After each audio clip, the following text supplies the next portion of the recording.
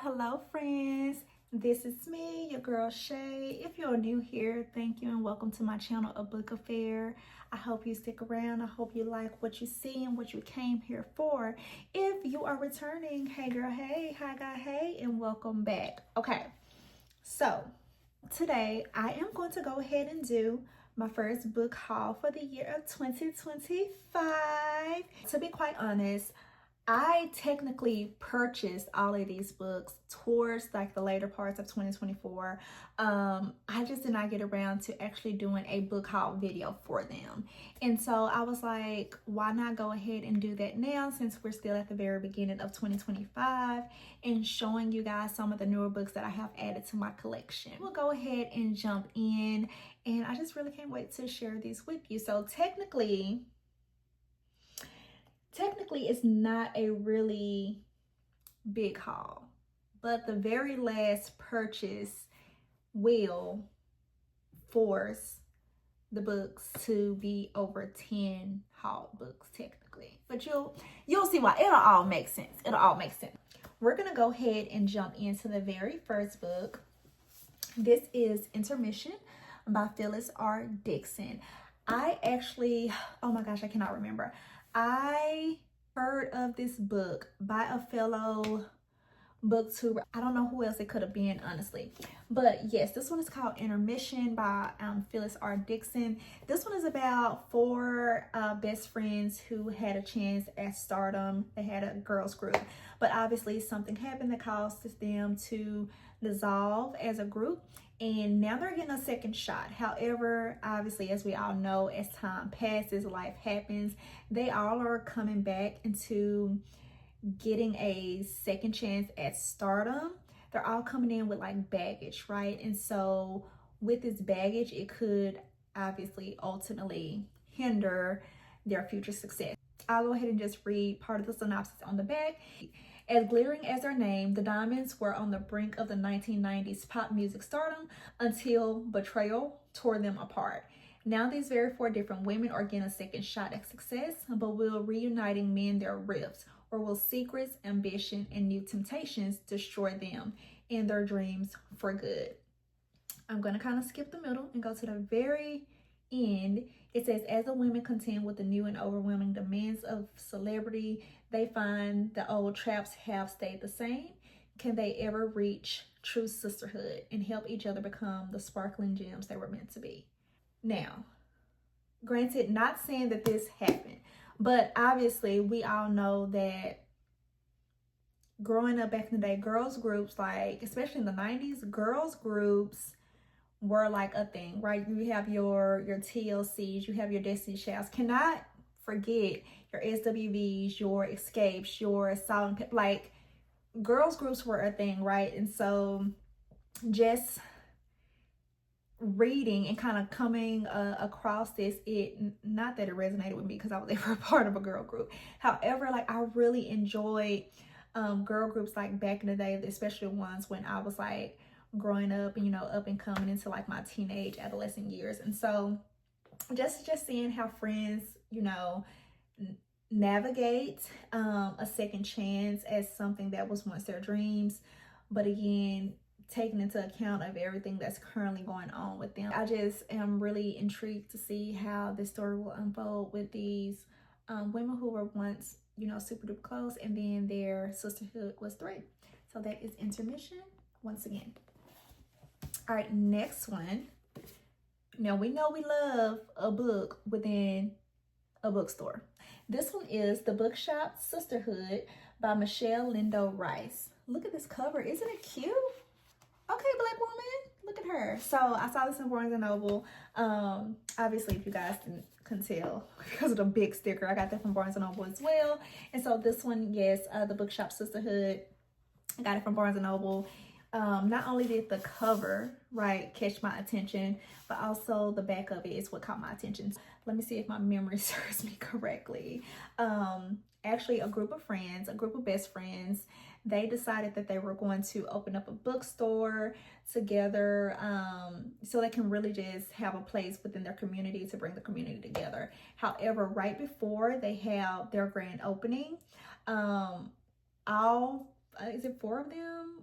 1, 2, yeah. All 4 of them have something devastating ultimately happens in their lives, which obviously potentially threatens if they're going to open the bookstore or not. And so therefore, they all have to just learn to navigate these new hardships as they are all trying to still come together and open up this bookstore. To it, and again, it's another thing where you have a group of friends who are all dealing with things. Life happens, tribulations happen, trials happens, and just trying to learn to like navigate that. However, I can't dive into this mainly because of like the cover, right? But also here, I don't know if you guys can see that it says you'll laugh, you'll cry, and you'll ultimately rejoice in the bond of sisterhood. I am a person that is driven by connections. Like, sisterhood is like really a thing for me, but sorry, let me mute that. That's reminding me that I have a session in 2 hours with a client. Sisterhood is something that's really important to me. However, I have a sister. She's like ultimately like my best friend. We're super duper close, but I also have my friends who are near and dear to my heart and that I could not like operate life without. And so, yeah, I mean, these first 2 books, with it being about like, you know, sisterhood and navigating kind of like just life and the hardships that come up, I was like, I think I'm in a season in my life where I want to just dive into something like that a bit more.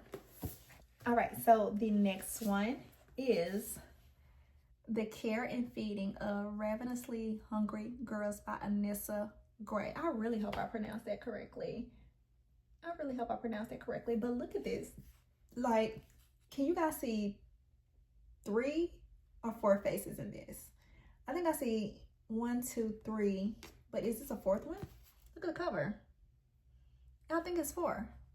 It's 4. Isn't it like interesting? Very unique. And so I would just go ahead and read the back of this one because I don't feel like I can try to describe it to shorten it and make it any more interesting than what the synopsis already does. What it says: Althea Butler Cochran is a pillar in her community and the heart of her family until she commits a crime that upends everything. When Althea and her husband are arrested, in an instant the family goes from being one of the most respected in town to utter disgrace. Not even her sisters, Viola and Lillian, know exactly what happened or why. While Viola and Lillian alternately appreciated and chafed at their eldest sister's strong will, they never planned for the unthinkable, for Althea to be gone.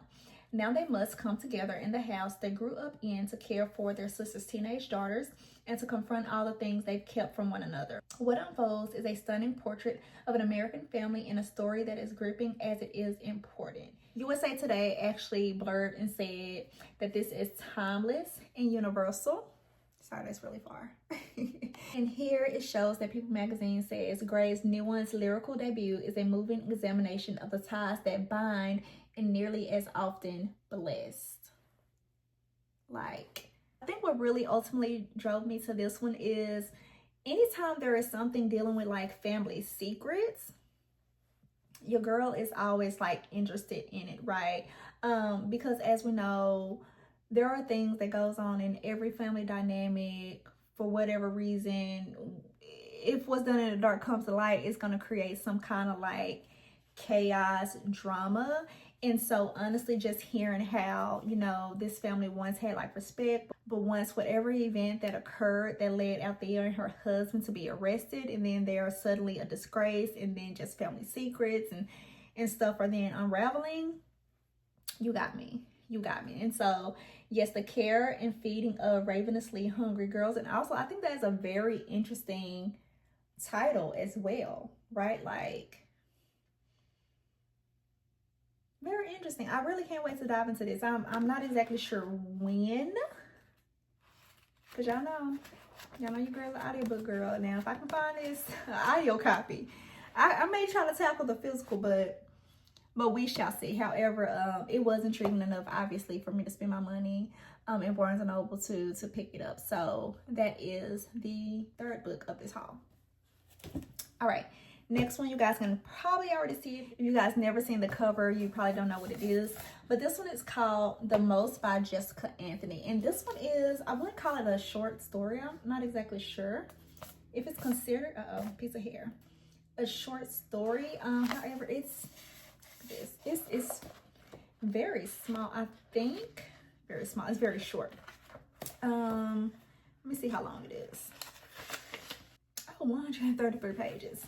This is 133 pages. And honestly, I'm going to be completely honest. I was thinking about reading this after I finish The Naturals.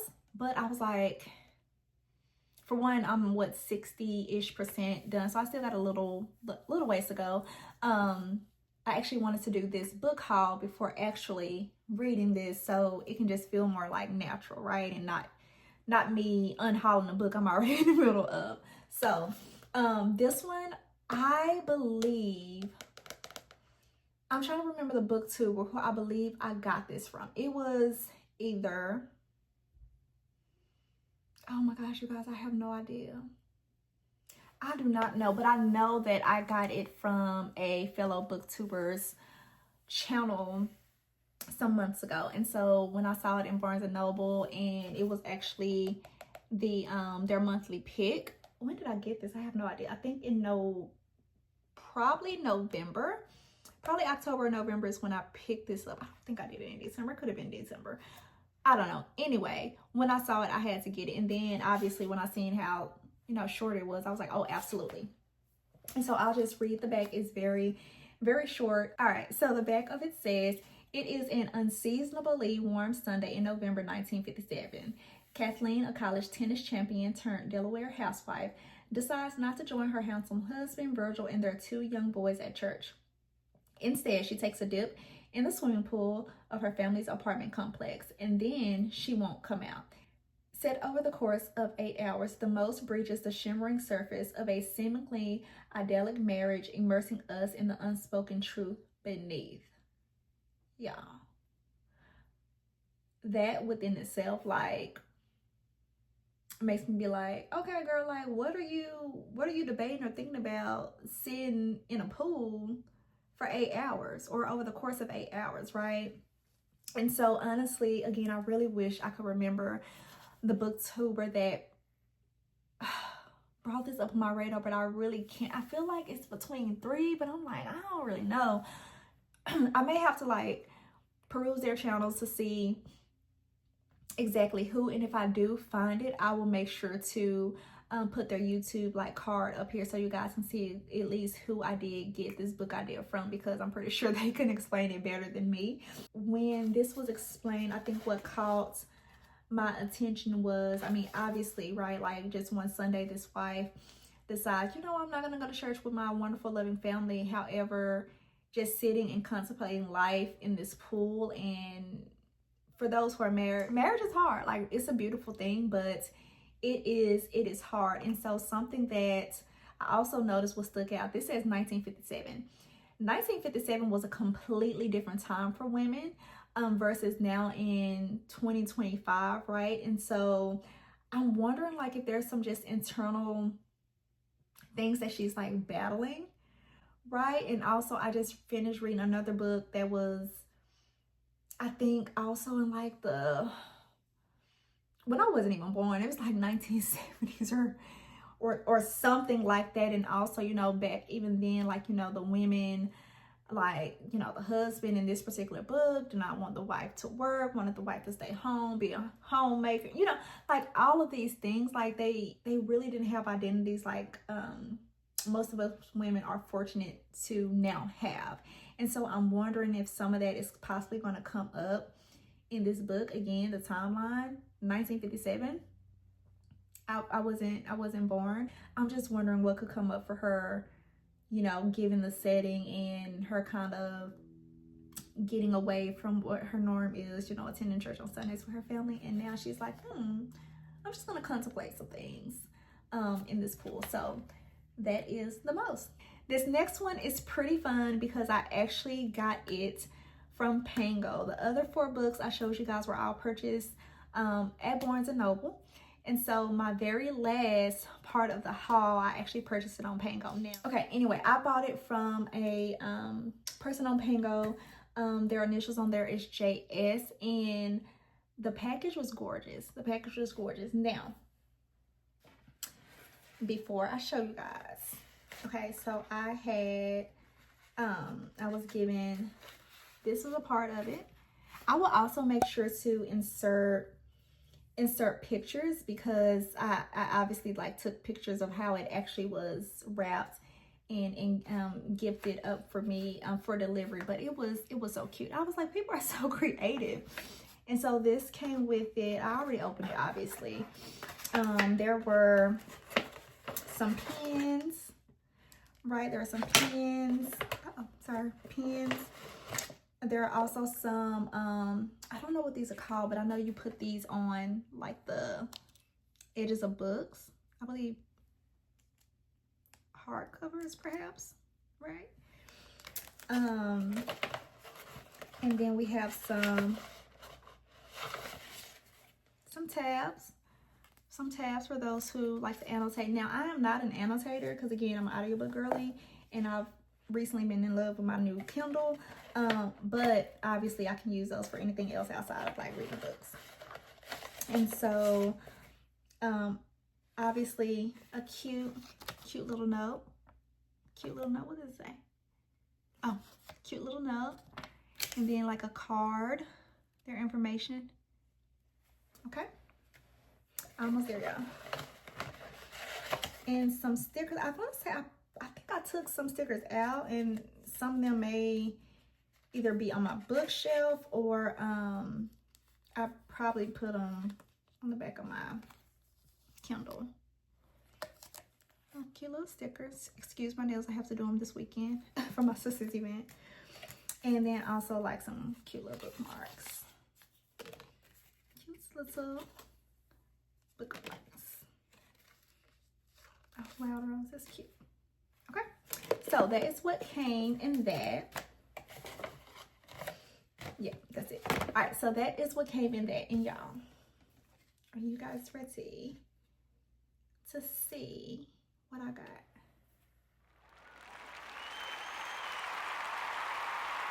I decided to get, and honestly to replace the books that I lost over 15 years ago, 20 years ago at this point.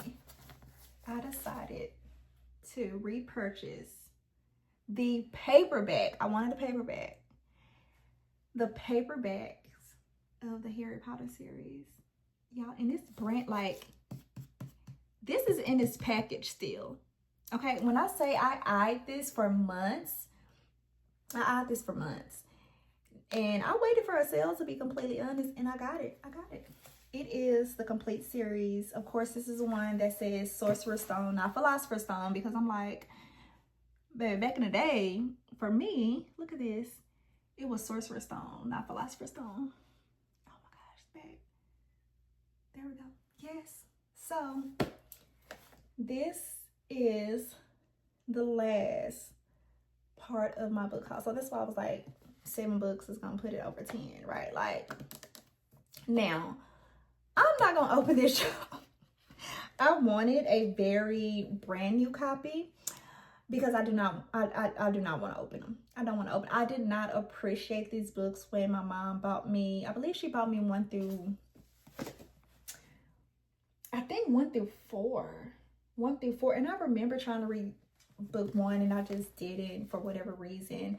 And so we moved. I'm sure they were lost, misplaced, or something like that. And so the first time I actually watched these movies, don't judge me either, y'all, was in 2020, right? So 2020 was my very first time watching the Harry Potter movie and fell in love with it. And I was like, oh my gosh, I cannot believe that I actually had access to these books as a child and did not appreciate them. So now here I am in my big age of 33, trying to make up for lost time. And I actually do want to go through and actually read these books as well. But again, it won't be these copies. I have to find somewhere to actually display these. So most likely I will do, if they're available on Kindle Unlimited, I will go through them there. But these, they're staying in the package. As y'all can see, it is packaged up. And so I'm excited though. I don't know. I may display these somewhere up there.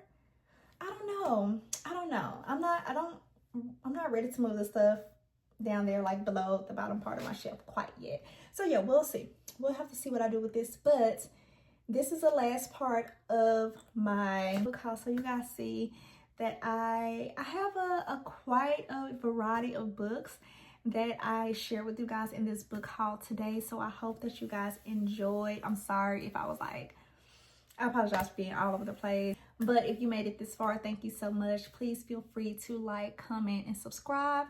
Make sure you turn on that bell so you can get notifications anytime I upload any new content. And I think that's it. All right, I'll see you guys in the next one. Bye.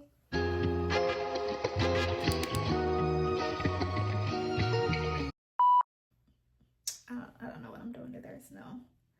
There's no music playing, as I'm sure you guys can hear.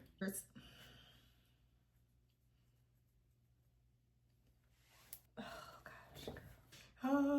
Hi. Slow down.